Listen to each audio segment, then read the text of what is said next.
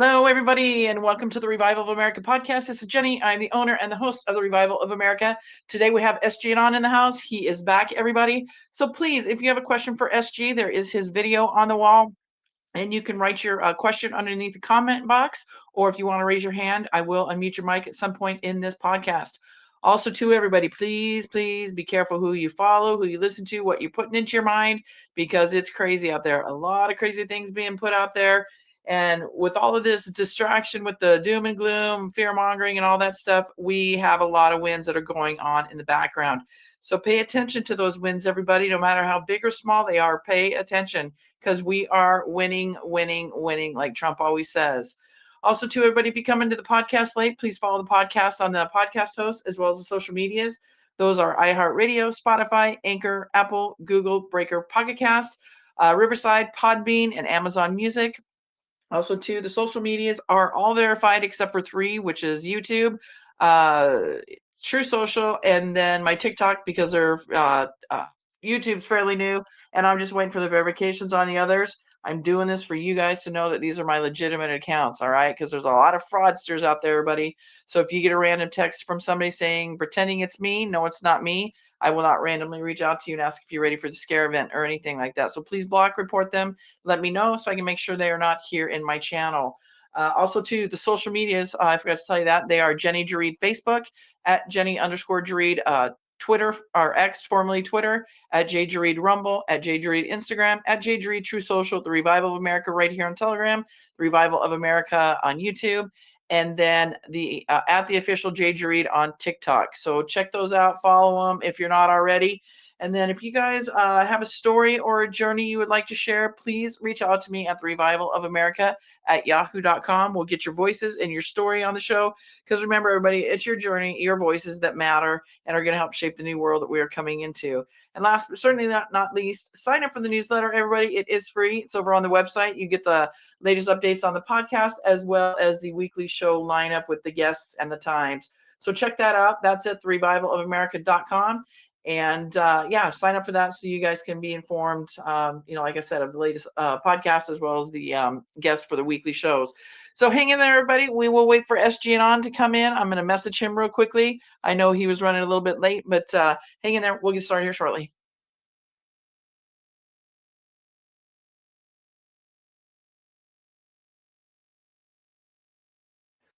And in the meantime, as we wait, I see there's some of you popping on here. You have your hands raised. I'm going to unmute your mics. If you guys have a question for me, or if it's for SG, that's fine. You can. I'll keep your mics unmuted.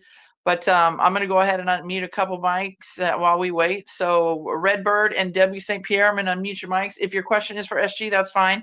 I'll keep you unmuted until he gets in here. But Redbird, I'm going to unmute your mic. Go ahead. And Debbie St. Pierre, your mics are unmuted. So go ahead, Redbird. Do you have a question for me or SG? Yes, Jean, I'd like to start with you because I think you're a godsend, and thank you.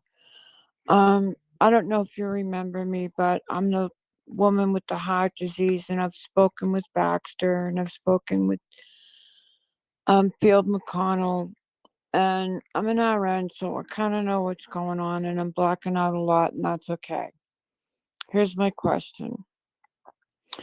I was sent a message by someone who claims they're from Doge. I need someone to help guide me that I can trust. I trust you, and I trust the woman named, I think it's Wyatt, who's your assistant. And I'd be glad to email, and I'm going to confess I don't really know how to do it, but I'll try. Real quickly, Tracy is no longer a part of. She's no longer an Okay, admin here. see, No. I'm blacking out all the time, so that's not because I'm not watching you. I bum out when I realize I've missed Field. So can I write you?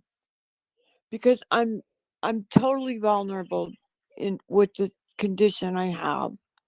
I can't keep up. I can't What? get What? people to respond to me that are, So what even in is it you? offices, like political offices. Okay. Well, So I'm someone's asking. writing me Okay, claiming to be from Doge, and I want verification, and I that's a can't get. scam. It's a scam. It's a scam. So don't fall for it. It's a scam. And then I'll have political parties writing me saying we understood that you're for DC being for office, but it's pissing me off because I'm living on disability. I'm practically spending every freaking penny I have to keep this trifecta, even though I know we're in a war. So what I'm going to say to everybody here, there's a lot of scams going on out there, and that right there, I don't know what the email contents are, but I'm going to tell you there's a lot of scams. If people are claiming to be Doge, they are too busy trying to find all this stuff going on in our government to be sending out emails to us randomly about just I dumb do shit. have a question for Gianon. I do. Because I'm kind of getting mad that they're pushing us to fight when we already know we're in a damn war. Okay, But well, thanks. don't get upset because we are in a No, war, and thanks we for listening. have. I'm glad we're in a war. Thanks for listening. I won't hog Okay. anymore. And I'll remember to write to you. God bless you. God bless Redbird. Okay, Debbie, I think I unmuted your mic, but you're not here. Okay, so we'll wait for SG. If you guys want to come up in the meantime and ask me a question, feel free. I'm gonna look for SG in here. I don't see these in here right now, but yeah, if you want to raise your hand, I will go ahead and unmute your mic. Otherwise, we will wait for SG. Somebody.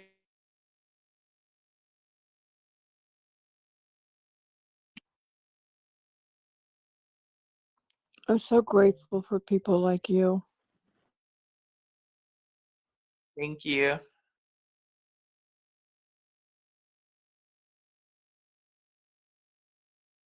And I'm grateful I'm alive today. I didn't mean to come off like I was angry. All right. It happens. I get it. But I think everybody just needs to be patient. This didn't happen overnight. This is a strategic plan. We are in war. There will be casualties of war, unfortunately. But at the end of the day, if people sit back and watch this plan, how it is being played out, and especially right now too with these tariffs, it's absolutely brilliant. I know people don't It's want to get masterful. that or anything. Hang on a second. I know people don't want to wrap their minds around it because they want it done like yesterday. I get that. But, at the end of the day, I mean, again, this is a very twisted world we are living in. So hang in there, everybody. Keep saying prayers because I'm telling you, prayer works. It's a masterful plan. And I've been in this room for 7 years, so I can wait. It's not that. I just had a moment, so I'm asking y'all to forgive me.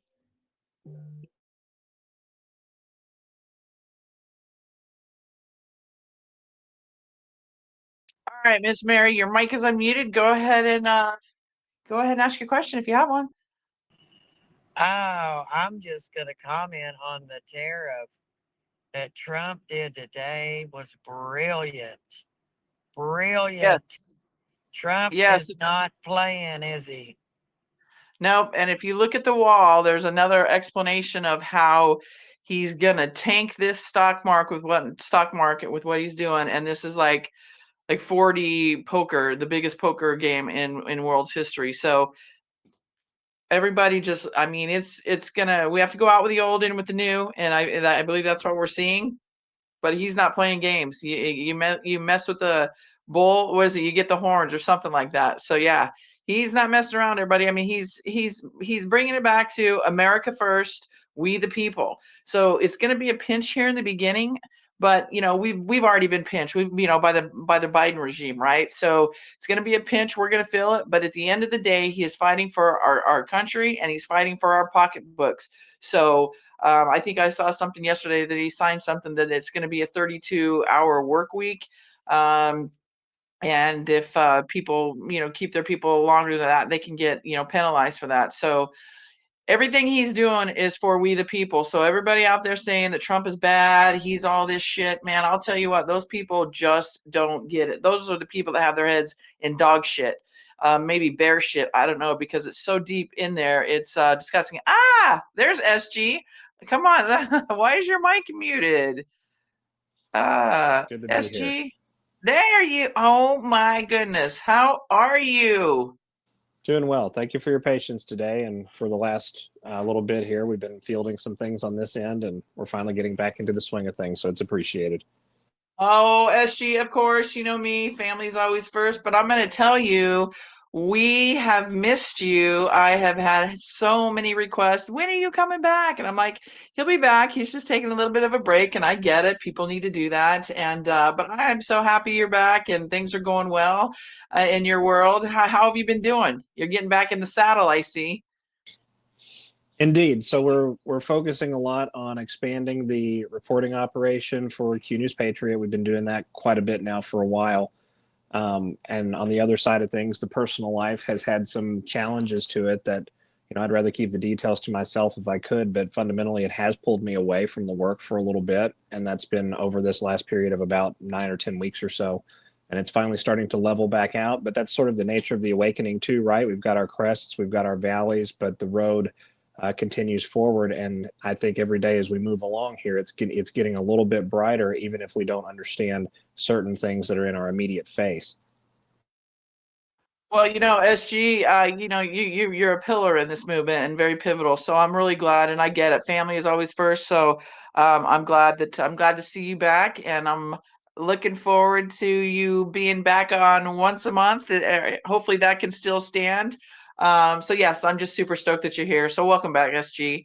So since you've been gone, there's been a lot that's happened, but I think I would like to start off at what's kind of at the forefront of everybody's mind, and you kind of heard us talking a little bit about it right now, is the tariffs. I've been telling my audience they need to understand the tariffs and how they work, because so many people are like, this is so bad, it's going to ruin and destroy our economy. So I would like to get your take on it, because I'm telling my audience that Trump is America first and we the people first, and he's bringing back with the tariffs and everything. He's bringing everything back to the U.S. He's not playing ball with these people, or he is playing ball, and he means seriousness, right? So I'm just telling my audience, in the short term, we're going to feel that pinch, but we've already been feeling it right now, right? So what's a little bit longer? But in the long term, we're going to be everything made in the USA and more money in our pockets, and we're going to know what to do with. So what's your take on all this tariff stuff?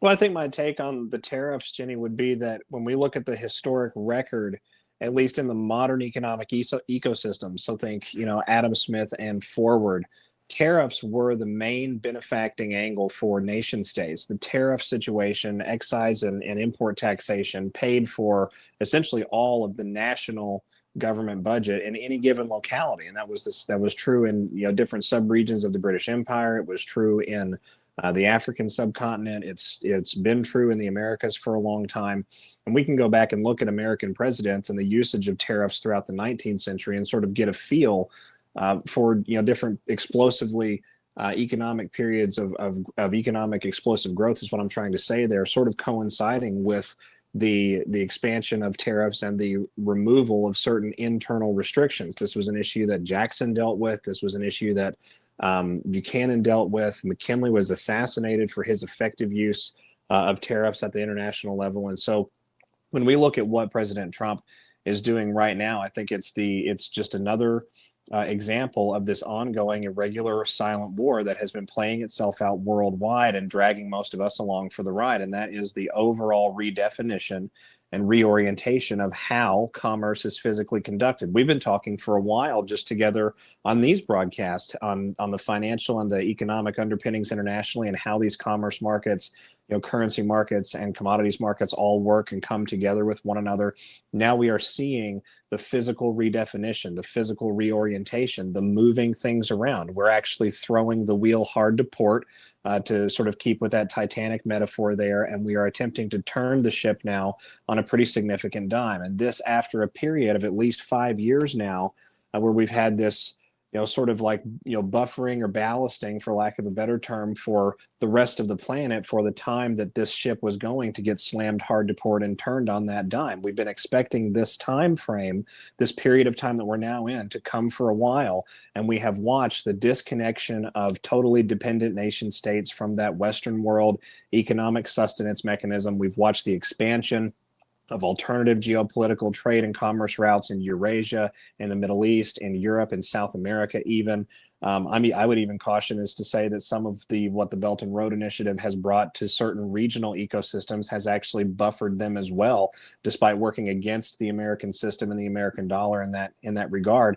And now we're seeing the physical apparatus itself slung to the side, attempting to avert going off the edge of the cliff. And we're hoping that all of the ballasts and all of the buffers and all of the maneuvers that have been made and put into place, the money that has changed hands, the gold that has changed nation state borders and possession, we're hoping that all of that in this period of time is what's going to keep us, upright and not capsizing as we attempt to reorient 50 plus years of anti-American and frankly, anti-Western world industrialization. Thank you for that, SG. Great explanation. Okay, everybody, I'm going to open it up because I know you guys have been waiting for SG to come back. So this is your time to ask him some questions, everybody. Feel free to raise your hand and I will unmute your mic. Or if you can't speak, there's SG's logo. I made a little logo for him on the wall. You can write your question underneath the comment box. So go ahead, Redbird. I know you had a question for SG, so I'm going to unmute your mic. Go ahead and ask SG your question. Go ahead, Redbird. Thank you, SG, for everything that you do, and I'm praying that everything's working out in your life the way you hope it does and want for. My question is, excuse me, I'm disabled and I'm okay with that. I go in and out a lot, so I'm missing a lot of the key points. So I guess it's kind of pointed at both of you because I just heard Janine say he passed some more executive orders. So could someone direct me to where I can see what Trump is actually doing daily? So when I do black out, I can find it. Absolutely. I've got a link for you right here, my dear. If you want to keep up with what's going on out of the White House in real time, you can go to whitehouse.gov/presidential, and that's presidential -actions, ACTIONS. So whitehouse.gov/presidential-actions, and they're doing a real-time update of all of the decision-making coming out of the White House right now. Is that all small letters? Whitehouse.gov presidential, White House Whitehouse.gov/presidential actions. Yes, ma'am. All small letters.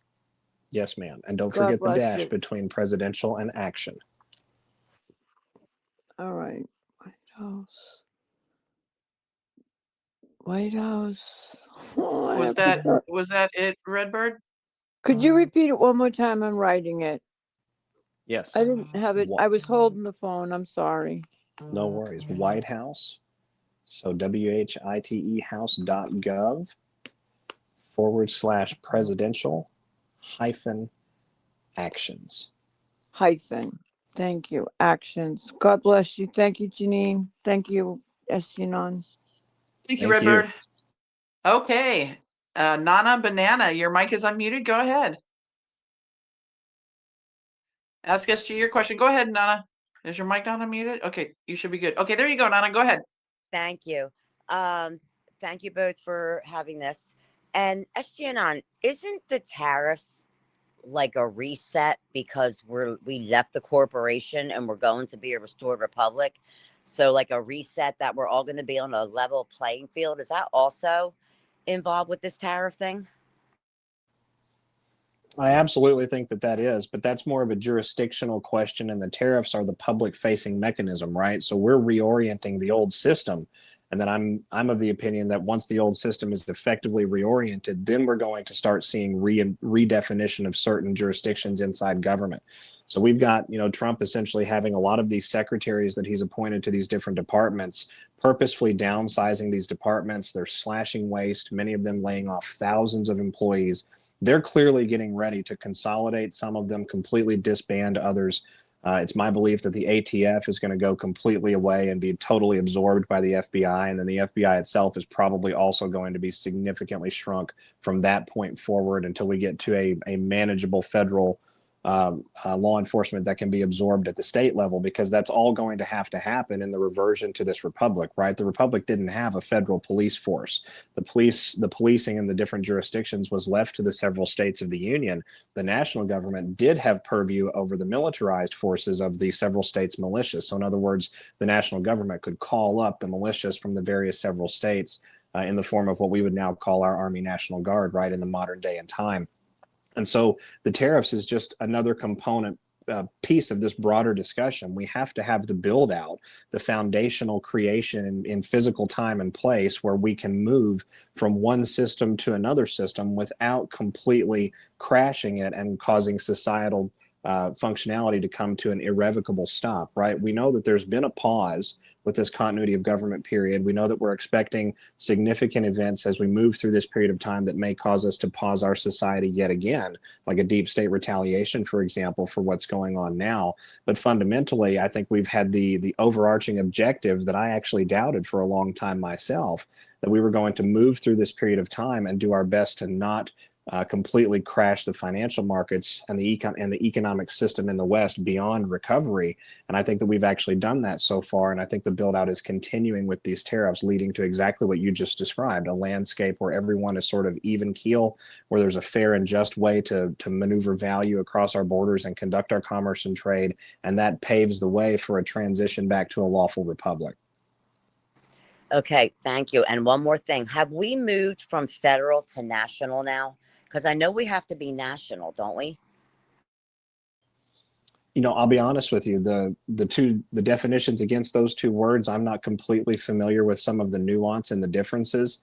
I will say that it increasingly looks like we're seeing the Marine Corps as well as Space Force and other components of the military that we would sort of characterize as being subcompartmented based on Trump's executive orders from the first presidency, many of which are still in effect.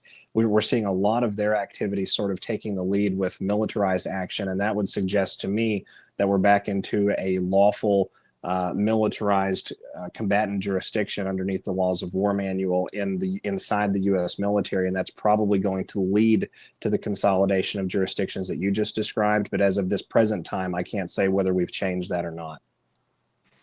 All right. Thank you so much. Thank you, Nana. And SG, I have a question for you here real quickly. I read somewhere today that Kash Patel has been removed as the acting director of the ATF and replaced by the Army Secretary. Do you know anything about that? No, I've not heard anything about that. While we go through our questions here, I'll endeavor to do a little bit of side looking. I'm at my desk at the moment and see if that's actually true or not. But you know, that would be very surprising to me. So no, I've not seen anything about that yet. But I don't want to rule anything out without looking. Well, the source, I'm going to tell you this. The source is Yahoo News. So I questioned it a little bit, but I can send you the link if you want me to, and then you can maybe dig further on it, because I'm kind of digging further on it as I'm bringing it up to your attention since I read it probably about an hour ago. So I wanted to see if you maybe had some more information on that. But sounds like you and I are in the same boat. Indeed so. All right. Thank you, SG. Okay, Dan, what is it, Cipriani? Your mic is unmuted. Go ahead. Hopefully I said that right. Dan, your mic is unmuted. Go ahead. And I see Kelly's in the house. What's up, girly? Go ahead, Dan. Hey. Hi. Dan, I see you trying to speak. Go ahead. Your mic is unmuted. Okay. Moving on. I can't hear you. No, I can't hear you. Why don't you go out and come back in? I can barely hear you. You're trying to say something, but go out and come back in and I'll unmute your mic. Okay. And then in the meantime, Linda Hendrickson, go ahead. Your mic is unmuted. Hi, Jenny. Yes, I was just wondering if SG knows anything about the 2020 election results, if they're going to overturn that. Well, that one and beyond. I mean, more than that one, but they say we have it all. So when are we going to see those results? Well, it's really fascinating that you bring that up. That's something that I'm looking into right now for the next audio file. I just published the last one, but I'm trying to get a jump start on the next one's research. And with the DOJ, when we look at the commentary that's come from Patel, that's come from Bongino even in recent days and weeks, that's come from Bondi, and other individuals as well, deputy assistant U.S. attorneys and stuff over the last couple of years. And certainly moving through this transition period, 2020 is not going away. This is sort of like one of the giant lies that's going to have to be undone as we go forward, or we can't possibly continue forward in the current system. And I think President Trump is aware of that. I think that as we move through this extremely delicate period of time over the last 4 years with sort of this split government situation going on, now we're consolidating back into a reconstitution phase. This is sort of the one shot that we have to ensure that a lot of this is done correctly, that it's done lawfully and permanently. And with respect to Bondi herself, she made some commentary, I believe it was right before the inauguration in the 20th of January, that 2020 is something that they intend to investigate. They're going to go and look back at things like the January 6th committee, the various committees on the weaponization of government, what they've found, and they're going to begin working with the Congress to go back and actually investigate these long term. Now, what you just described a moment ago, we have it all. Yes, I think that that's been true for a long time. But what have we had? We've had covert military intelligence that, according to civil law jurisdiction, is completely inadmissible in most courts of record. And so there's even a Q drop that postulates, how do we introduce military evidence lawfully and legally? And it doesn't answer the question, but it does postulate the question. When we look at what's happening out there in the landscape of law enforcement right now, we're clearly seeing populists and patriots who have made a literal public name for themselves, sort of railing against the deep state and advocating against the deep state, being put into effectual positions of power where they can move that ball forward and actually achieve some of those public results. And I think we also have to keep in mind that some of it is actively ongoing as well. So you've got this investigative component that has already happened that needs to be reviewed. You have a litany of evidence that's been generated just from the 2024 election as well. I've got all sorts of reports from fraud and videos of fraud taking place. I even did a couple of interviews going into that election where they were pre-frauding the election, which was just sort of mind-boggling to me. So all of that sort of showcasing a new body now, and we've also got the situation of having to go about and adjudicate new investigations for the 2020 situation that have not already been undertaken. Things like looking at the data with 2,000 mules and actually involving that into the DOJ. So I'm waxing a long time on the question because the context is necessary for the overall essence, which is the timeline. I would say that the timeline certainly has to be within 2 to 3 years of President Trump's inauguration here in 2025, if not sooner, because we have to have time for those investigations to then run the public legal gauntlet, which is rife with delays and obstructions and bureaucratic nonsense. And much of that has to be completely codified and concluded by the 2028 presidential election season, which will really begin the year before. So actually, as I'm answering the question here, I think I'm finding myself more falling into the 18-month to 24-month range for serious movement on these. And Bongino, who's now the deputy director of the FBI, who has been a very loud piece about a very loud mouth on air about things like the 2020 election, the just nonstop fraud of the Democrat machine, the criminality against children, even the Epstein issue, which he called out a great many times. This is now an individual who's the number 2 at that particular department. And he reminded us about a week and a half ago, I think it was, I put out a tweet where he said, we're going to have results, measure us by the results, but give us a little bit of leeway to see what we're working with. Nice. Remember, everybody, Dan Bongino came out and said, just because you're not seeing it doesn't mean things aren't happening behind the scenes. So just know, everybody, things are happening. Have some solace in that. They are happening. Okay. Was that your only question? Was that your only question, Linda? Was that it? Yeah, for now. Thank you. I might listen to SG some more. Okay. All right. Dan, let's see if we can hear you. Go ahead. Your mic is unmuted. Am I coming through now? We can hear you now. Yes, sir. Thank you, Jenny and SG. You're welcome. Have you heard anything to the effect that Justice Barrett herself or her family are being threatened in any way regarding decisions? That's interesting. Have been hearing reports of threats being made against several Supreme Court justices and their families with respect to decisions that are going to come up at this spring and summer session. I think it's the summer session that we're going to see next year. I've not been able to corroborate, where those reports are originating at. I found them on a forum board, but I've not seen them in news yet. That doesn't mean that they're not true. But it would not surprise me, given some of the background with some of those justices, ACB being one of them. If you look at the religious background, it's actually very fascinating. And there could be some proximity to some circles in that particular umbrella that would certainly be hostile to any sort of broad arching common law government system that forces transparency out into the light. So all of that sort of waxing on a giant hypothetical of whether it's really true or not. I could see it in both directions. I think I need a little bit more research and corroboration before I can say one way or the other. Good enough. Thank you. Thank you, Dan. Okay, your mic is unmuted. Go ahead. Oh, thank you, Jenny. And thank you, SG, for all that you do as well. And everyone here, we're all important. But I have a fun little tidbit to share. And then I do have a question, SG. But this is kind of interesting. I did work in the United States Congress in Washington, bringing government back to the people many years ago. But a few years back, actually several years back, when The Apprentice was on, Trump was there at a polo field where I was, and with the people from The Apprentice, the show. And a young man who was quite eccentric on the show was going to run for Congress in Pennsylvania. And he and I struck up a conversation, and I was telling him about, things that I did, and I don't like to talk about myself that much, but the whole thing is then he was telling me that he was going to run for Congress. And he said to me, we've got to bring this country back to a republic.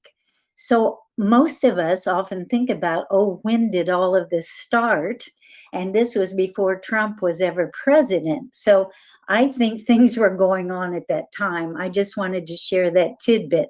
So my question is, SG, I do get this question a lot too, and I wonder about it. I've done some research.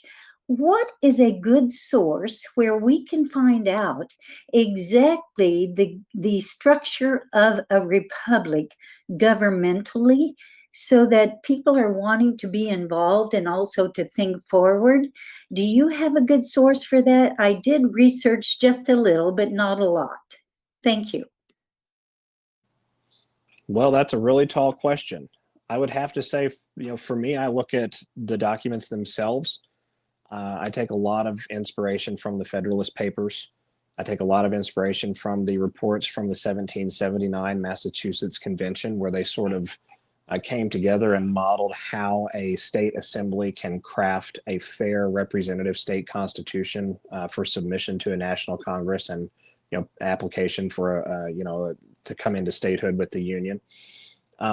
With respect to modern day commentators on the issue, I find it very compelling, some of the work that I've seen from a gentleman named Dave Roberts, who has been heavily focused on county level assemblies and committees of safety for a very long time. It's been a huge portion of his educational work. It predated President Trump. He was doing that all the way back in early 2009, 2010 timeframe. And his work informs essentially how a state assembly can field itself together. There's different variations and allowances based on the state constitutions. You can't really navigate this process of forming a republic if you don't look at the decentralized state level. You need to see how the state constitutions were made, how they were crafted, who was responsible for them. And I would go and look up historic societies for that. Daughters for the American Revolution is actually a pretty good reference for some of that initial activity. There's a couple of battlefield societies that go back to the American Revolutionary period that also have some good record keeping that came out of church houses in the day, believe it or not. So I guess the answer is there's not a single source, but there's a series of pretty significant informative pictures or informative components that help paint the broader picture. And ultimately, a Republican government itself is one that amplifies individual rights, but is able to protect those rights in the landscape of also protecting the broader collective and providing an apparatus for the collective to leverage themselves sort of in like a subdirectory fashion, sort of like a computer program would. And in order to do that, we have to have, maximum liberty in the one sense, but we also have to have unity in the other sense. And I think that's at the end of the day, that's probably the best answer that I could give on the overall question. Oh my goodness, you're very knowledgeable, as we all know. And we will, most of us, I'm sure, will pray for you and continue to. Well, but also then that begs the question, what do you suggest that an individual does right now at this time? I mean, we all know prayer is important, but considering what transition we're going through, what is the one thing most of us can do or could do in our town or a city? We've heard about, going to school boards, and I'm one who believes in homeschooling, but I just wonder what you would say to that.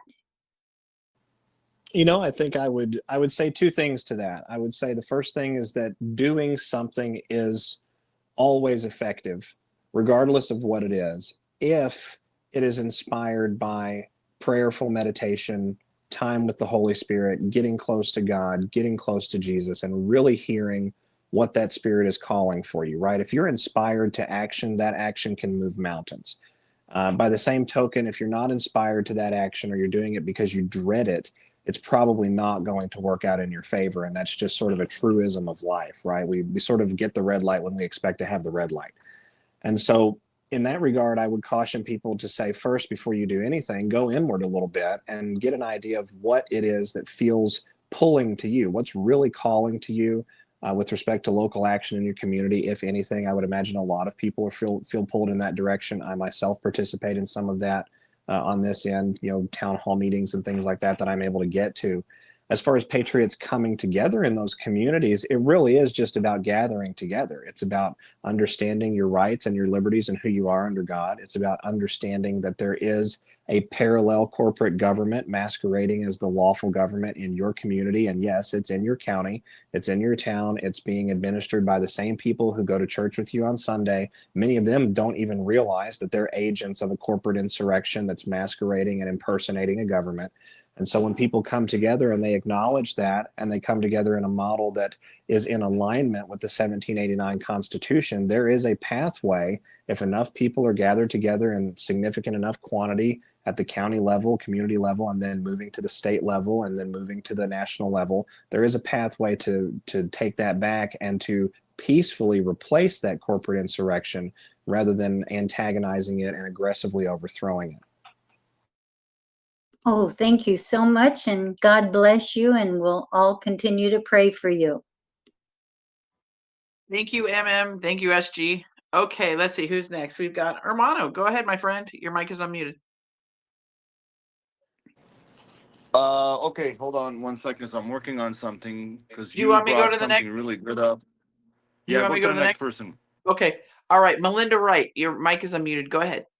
Hey, Jenny. Hey, SG. Thanks so much for everything you're all doing. SG, Tina Peters, I know you've been following up on her. And the last I read about this is President Trump cannot really influence getting her to be free. And are we at a position where locally we're going to have to just muster what we can to get her out of prison? What would be the path forward in your opinion? Thank you.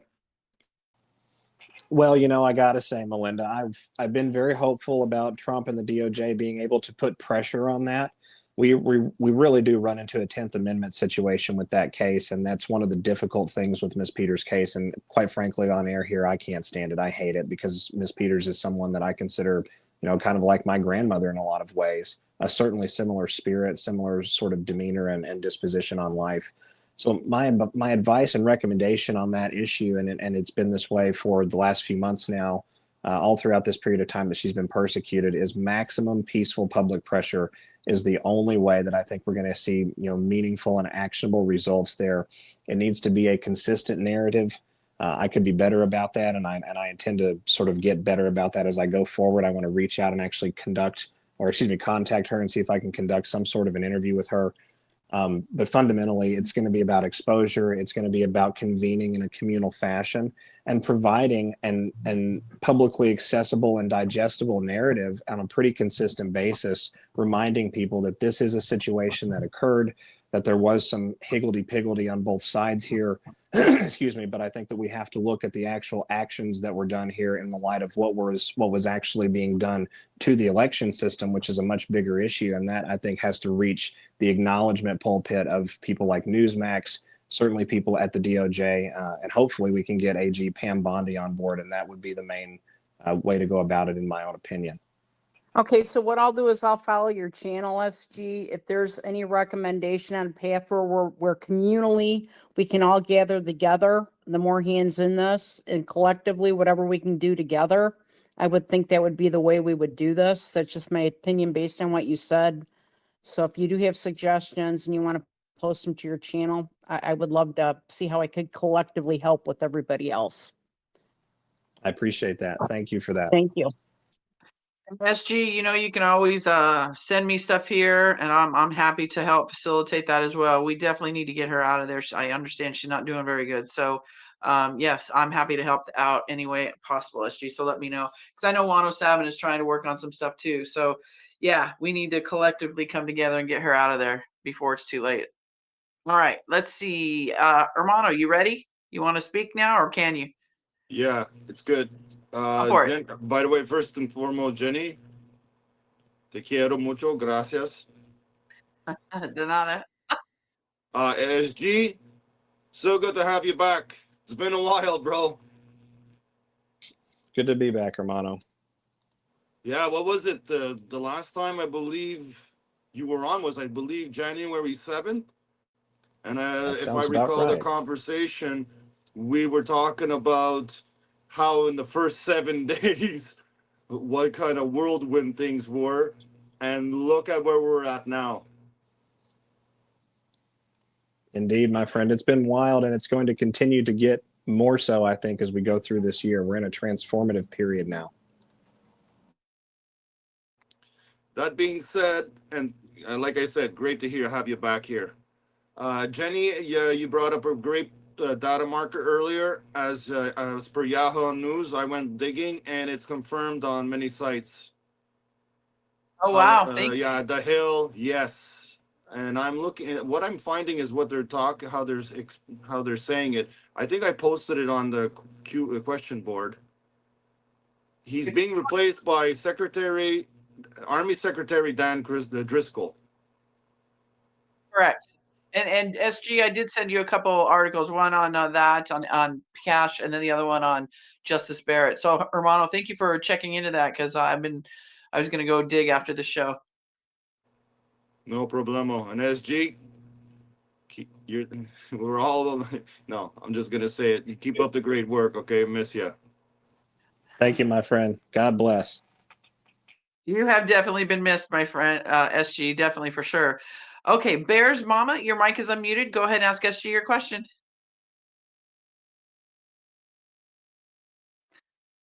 Oh, and there they went. Okay, Linda Hendrickson, your mic is unmuted. Go ahead. Yes, my question is for SG. And so in Wisconsin, we got the voter ID thing passed, but yet we ended up with a Democrat Supreme Court judge. Is this going to be taken care of, or are there steps we need to take as the voter to make sure that, because you can tell there was interception in our vote. Why did they let one part go and not the other? That's my question. It's a fascinating question, and I have to say I've not followed that particular race very close, Linda. I apologize for that. But what I would say is, if we've got a demonstrable situation of election fraud going on, we're now in a period of time where we could see some actual progress made, again, at that legal, lawful level that we have to sort of work throughout this process in order to set this future precedent and prevent it from happening again. I think we're in a period of time where that's in our favor in a tremendous way. So I'm going to publicly extend the invite right now. If you and some patriots can come together and bring some actionable evidence and some information we can talk about, let's bring it up on Q News Patriot. Let's have a discourse about it. Let's break it down, and let's bring some public attention to what's going on there. Because if you've got a state that has clearly trended very heavily in one direction on all of the meaningful races, and we have these sort of sticking eyesore thumbs out the other side in the other direction that don't make any mathematical sense, I think that that's our smoking gun right there, that there's been manipulation in the process. Absolutely. Even like in the presidential election, like driving around, and like I travel quite a bit around the state, not so much to the southern part, but like you would see Trump, Trump, Trump, and like hardly any others. Even with this Supreme Court judge of Wisconsin, now you're not seeing so many signs out, but the ones you've seen, they were not the Democratic. You've seen more, but way less. And I'm like, okay, they're doing something. I'm not sure. I think this is a subject that we as a digital army should put on our radar over the next few days, really dig into, because even though we took the big hill, right, we took a major fort. We got through an enormously consequential period of time between 2021 and early 2025, and we clearly have the momentum, the public appetite now. We have a lot of energy behind securing a lot of this stuff. So this is a period of time that is rife with benefit, but the war does continue on. There is still an apparatus at play. There is still an opponent to be defeated. There's still leverage to be had, quite frankly, at an irregular warfare high level look around, if I was to use the terminology. And I think personally, my initial impression of what's going on with the ATF is probably right alongside that overarching mission, because of what the ATF could offer the U.S. Army, for example, with respect to civilian knowledge of militarized weapons. But I'm getting off topic there.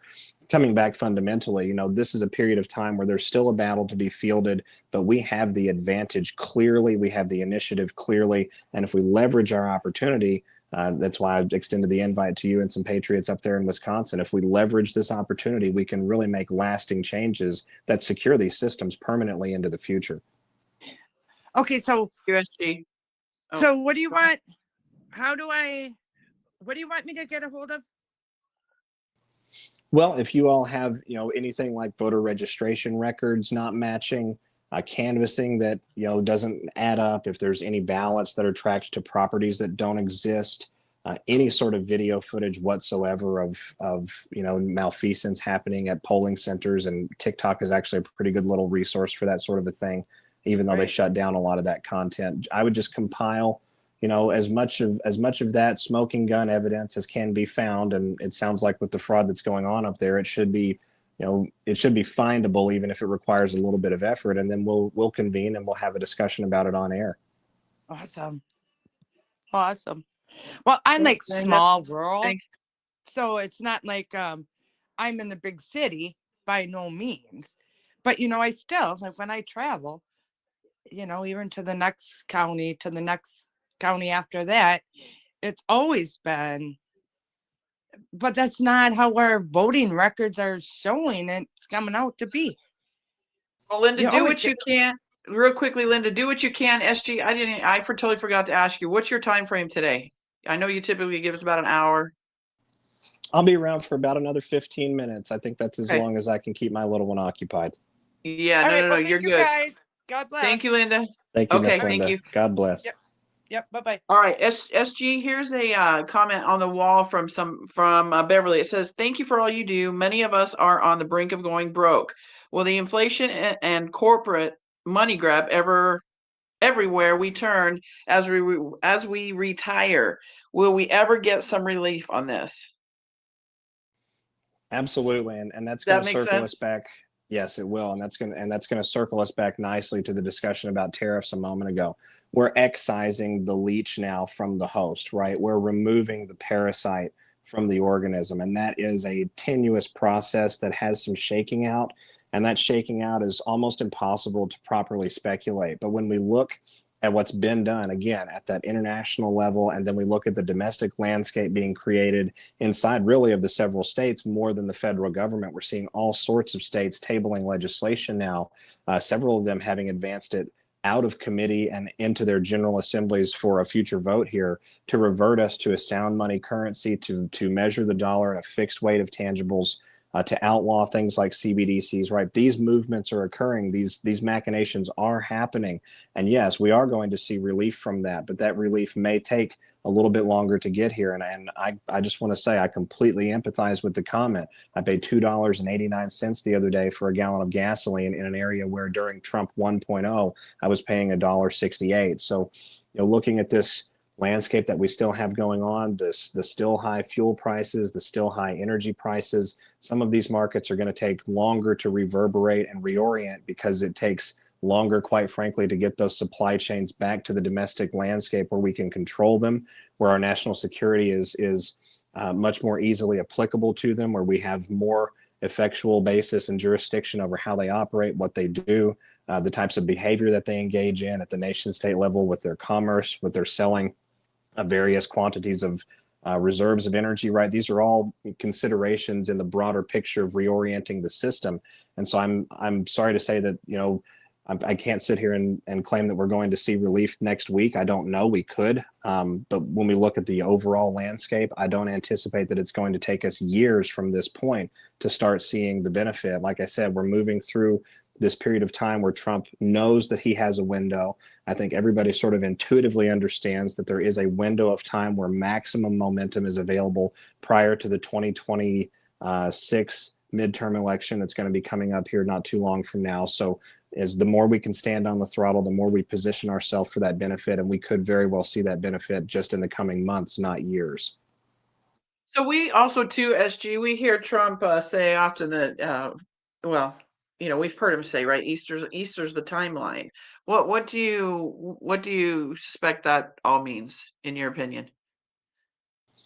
Well, Easter itself, every year as we go forward, right? Easter is a festival that's recognized in the Western world. It's celebrated by a great deal of Western world orthodoxy and Christianity.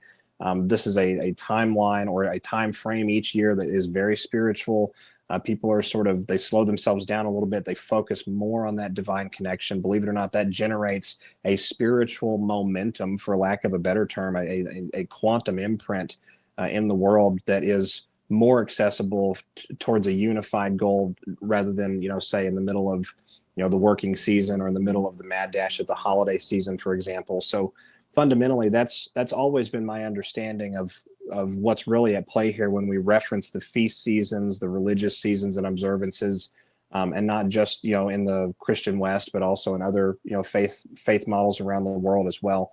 But fundamentally, when we talk about Easter 2025, I think that the timeline right now is really going to be dependent on, and we're coming up on that in 10 or 11 days, it's going to be dependent on how the rest of the planet responds over this next period of time, 10 days, really all the way through the end of this month, to the reorientation process that's now being put into place in the world. And it's worth remembering with the tariffs that it's not just about reorienting the system, but it's also about squeezing out those remaining deep state resistance forts that are sort of on the battlefield in the economic landscape, and a lot of them are isolated in the European Union. And so by putting the tariffs, on China in the way that President Trump has, causing China to, sort of spread that burden out amongst all of their other trading partners, then he's got tariffs going the other direction with Europe, and all of this happening, really in the last 9 to 12 days in physical form. We've seen it talked about for a little while, but in physical form, just for the last 9 to 14 days, a lot of movement on these issues. It's forcing a great deal of change. And I think we'll have an idea of where we're going to go throughout the summer months and into Q3 and perhaps even the beginning of Q4 by the time we conclude this particular month, because it's the first month out the gate for the international financial year. Wow, great response. Thank you, SG. Okay, I've got 2 more questions for you, SG. Bears Mama, I see you're back. Do you have a question for SG? Your mic is unmuted. Go ahead. Hit the blue button in the middle of your screen. Go ahead, Bears Mama. Okay, Francis Allen, your mic is unmuted. Go ahead. Francis Allen, your mic is unmuted. Okay, all right. Oh my gosh. Chris Royer, I'm going to unmute your mic. Go ahead and ask SG your question. Go ahead, Can you guys hear me? Chris Royer, your mic is unmuted. Go ahead. Oh, this is crazy. SG, can you hear me? Loud and clear. Oh my goodness. What's wrong with people? Hello, Bueller. All right, Mark Nielsen, I'm going to unmute your mic. Go ahead, Mark. Your mic is unmuted. Go ahead, Mark. This is insane. Mark, your mic your mic is unmuted. Can you hear me, SG? Go ahead. Yes, Loud we and can hear you. clear. Hey, SG, listen, I just got a simple question, and it's based on your personal opinion. I've been following you for a very, very long time. We all hear how they say they have all the evidence, all the proof. We watched Pam Bundy the other night kind of tear up Nancy Pelosi and the J6 scam. When do you personally think we will see arrests? Well, that is a phenomenal question, Mark, and I appreciate the directness. In my opinion, and this is just my opinion, and it purely comes from a gut feeling, some instinct, and maybe just a tad bit of research, but don't, as the audience out there, don't quote me on this categorically. I think we're going to see arrests beginning by this summer, and I think we're going to see some notable names going down right around August, September timeframe, because that moves us sort of through that season into the momentum of the holidays. It's also significant with 9/11. The number 8 is really significant at the spiritual level for our Luciferian opponents and always has been. So anytime we do anything in the 8th month on the 8th day, that's a significant, situation and setup there. It's just a date Right. that's worth paying attention to. And I think we're going to see that process actually continue throughout the entirety of 2026, really. I don't think that you're going to see, when President Trump says people are going to get tired of winning, I think one of the implied messages there is people are going to get tired of hearing about another one going down and another one going down and another one going down. And, we're all sort of jonesing for it and have been for a long time. Myself, Sure. absolutely, I can completely empathize with that.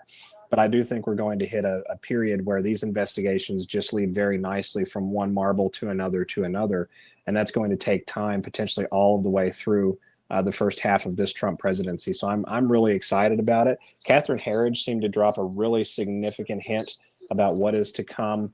This was towards the beginning of February when she was recording a video from Camp Justice in Guantanamo Bay, which lies on the American exclusion zone. So there's no international law that has to be adhered to there. It's just purely American military tradition and American UCMJ that exists on that particular plot of land. And Catherine Herridge stated in one of her videos that this new administration is going to have, quote, some difficult choices to make about the future of this particular location and facility. So that would be the facility where we would move former American citizen enemy combatants in a militarized setting. That's one of the places that they could go to receive justice. It checks out with all of the U.S. codes. It checks out with the Supreme Court corrective wisdom. It checks out with the UCMJ and international law, rules of engagement, all of that stuff. So I think that we're going to see some really interesting times, and I think it's going to get underway this summer. Well, I definitely appreciate your answer. I know a whole bunch of us have been anticipating it. We've all kind of come to the terms of the reality side. Enough's enough. Let's move forward. Once all this is taken care of, we can finally all move forward. Just SG, I appreciate you, brother. Take care and God bless. Thank you. God bless. Thank you, Mark. And also to everybody, I think notably people kind of forget 3 of the biggest arrests we have already publicly seen, and that is Epstein, Ghislaine Maxwell, and P. Diddy. With all 3 of those, it could take down the entire thing, right? So, well, not really, but you know what I mean. It encapsulates a lot of people and their nefarious things. So just remember that we have seen publicly already 3 of probably some of the biggest arrests that we're going to add to it, right? So just remember that. Okay, I've got one more for you. Are you good? SG, can you do one more? Indeed. Okay. Patriot guy, your mic is unmuted. Go ahead. Hey SG, hey Jenny, love your show. Question for SG. What with this? I saw a telegram post the other day about Netanyahu urging President Trump to make the first strike on Iran. Do you think that's escalating, and where do you see that all going? Thanks. This is actually a fantastic question to end our discussion on today, because the situation happening between Trump and Netanyahu is a beautiful manipulation of the landscape being done by President Trump. And here's what I mean by that. When we look at the landscape that has been purposefully created by the Trump administration so far, we're clearly seeing the creation of the appearance of some sort of influence, emanating from Tel Aviv into the Washington, D.C. government. And I think that that's sort of inarguable when we look at the various donation monies, the actions that are being taken by the new administration. Some of them actually have sort of flared my own hairs up a little bit. That's one of the reasons I've sort of doggedly focused on this particular topic. But when we look at statements that President Trump has made a number of different times, including to Morning Joe, I believe it was, several years ago on a phone interview, where he discussed the allies in the Middle East that the United States has, who have gone out and given all of our money, quote unquote, to ISIS, to Al Qaeda. And I'm quoting here, and we pay for their defense and we pay for everything in their military. And you know who it is, and everybody knows who it is, but nobody wants to say it. And then Joe pressed him and tried to get him to say something on air, ostensibly to catch him in a moment. And he said, "Are you talking about Saudi Arabia?" And President Trump said, "Well, of course I am. The Saudis do it. Everybody does it. You know that. Everybody knows that they're doing it." And Joe said, "Who else is doing it?" And Trump said, "Well, I'm not going to say it because I have a lot of relationships with people." So what we've got going on, in my opinion, with the Iranian-Israeli issue as it comes back to Trump and the Washington, D.C. control arm, is we're seeing the opponent that is still tied back to the Tel Aviv intelligence community, still tied back in some ways to worldwide finance, sort of being toyed with and being placed into an untenable situation, encouraging their further exposure, encouraging them to make those disastrous counter moves that we've been talking about for a while. And when President Trump recently hosted Netanyahu in the White House, and they were talking about engaging directly with Iran and Tehran and with respect to all of these negotiations, it became clear to me that part of what's going on here is the preparation in the public narrative and the worldwide narrative to provide the United States and Washington, D.C. a reason to intervene diplomatically in the geopolitics of the Middle East. And that reason is being created right now in Yemen with the Houthi component, which I would submit to you that even parts of that is military deception, but that's a whole other conversation, and people can listen to audio file 90 if they want a full breakdown of that particular topic. We looked into it a lot. So fundamentally, in that meeting with President Trump and Netanyahu in this press conference where they're talking about engaging directly with Iran, Netanyahu looks like an absolute scared human being, a terrified person in that period of time. He's looking around nervously. He's putting his head down. He's leaning over to one side. He's looking to see if anyone's paying attention to him. I mean, he's absolutely purposefully hypervigilant there for some reason or another. And it's my belief that the reason for that is they're going to find, based on these diplomatic negotiations, that the Israeli intelligence community, along with the American CIA and the Five Eyes and other various components of Western intelligence as a whole, is really in charge in Tehran. And it's not the Iranians per se, not those that are interested in the Iranian culture and people, that are actually pulling the levers of power here. And I think it's going to cause a very significant series of events at the surface level of the world, potentially even provoking a deep state retaliatory attack to prevent this massive exposure. Because when that exposure comes, so does come the exposure of Obama, Hillary Clinton, all of the $1.8 billion to the Ukrainian bank that was reserved for Iran, the $400 million in cash, some of which was transported by the Israeli Air Force. I mean, the all bets are off when an open pathway of dialogue exists between the Trump government and the Iranian government, and the setup, I think, is being created to give us exactly that. Did that answer your question, Patriot Guy? Oh yeah, thank you so much. Thank you, Patriot Guy, for being here. And SG, thank you for being here. I'm so glad you're back, and I'm crossing my fingers we'll get you back next month, because you typically are here once a month. Is that it's a possibility? It is. It's appreciated. Just reach out to us and we'll get it together. And Thank you very much for having me. I hope all of you have a wonderful night. It is worth remembering that we've won the overall war, even if we have some battlefields that still, require our effort to clean up. But that's part of the fun in the process. We've got our hands in the clay of the future generations, and I think we're going to be able to create something really special here. Amen. Thank you, SG. God bless you and your son. Have a great night, everybody. Come over and check out the Silk Show over on my X Space tonight at 9 p.m. Eastern Standard Time. Silk from the Diamond and Silk Show. That will be my 4th show today and final show for the week because, as you know, I am in the process of moving and getting my new studio up. So once I get that up and going, we are going to add the video part of the podcast for those guests of mine that like to be on the video. So SG, God bless you. I'm so glad you're here, and we'll talk to you in a month. And Kelly, thank you for being here. Captain Kyle's assistant Kelly is here. So everybody, we'll talk to you soon. God bless you, and have a great night. And we'll either see you over on the X Space or we'll see you on the next show. Thanks, guys. God bless all. Good night, SG. Good night.